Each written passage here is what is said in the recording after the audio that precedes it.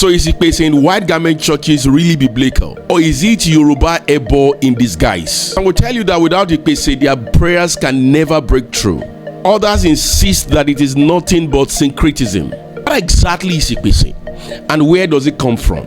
And what exactly does the Bible have to say about this? Stay with me in the next few minutes, because this may change how you see African Christianity.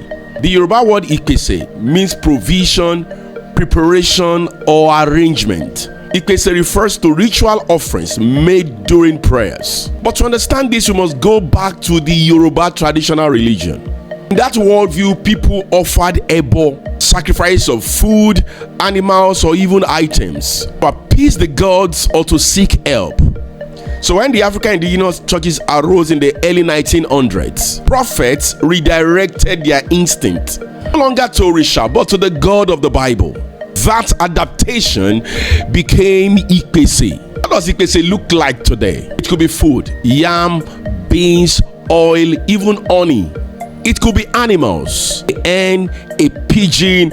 And I saw in one video some days ago, someone said he did Ipese with goat. And then it could be symbolic: candle, water, incense, or palm oil. Sometimes it is brought to the church altar, sometimes under prophetic instructions to riverside, seashores, or even crossroad known as Orita Meta.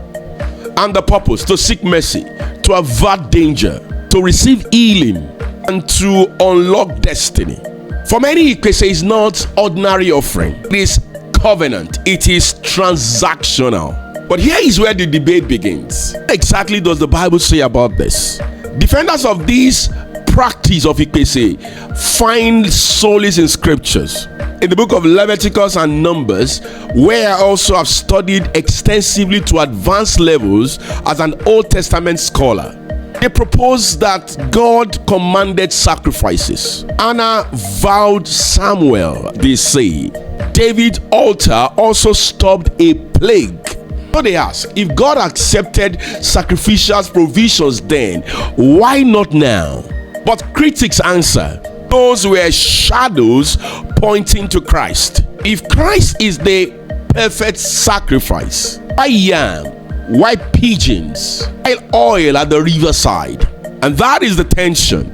It's an act of faith or a compromise. As a theologian that has spent some days looking at this very delicate issue, here is the nuance. Ipese is a cultural bridge. It shows how the Yoruba Christians translate their sacrificial worldview into Christianity. And the danger is when it becomes a bargain.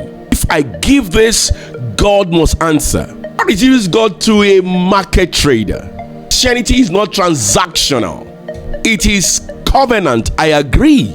But it is built on grace and not negotiations. Yet for many believers, prayer without physical action is incomplete. That is why Ipese have survived over 100 years. Is Ipese a Christianized Ebo? Is the way people try to touch God with what they can see? Is it necessary for salvation, breakthrough, deliverance, and even peace of mind? I'd like to hear from you. Please, when you do your comments, do it so respectfully. Let's reason together, because Ipese is not just about food, sacrifice, or candles. It's about how culture and Christ collide in African Christianity. I'm John O'Neill. If you're not following me, I don't know why. Bless you.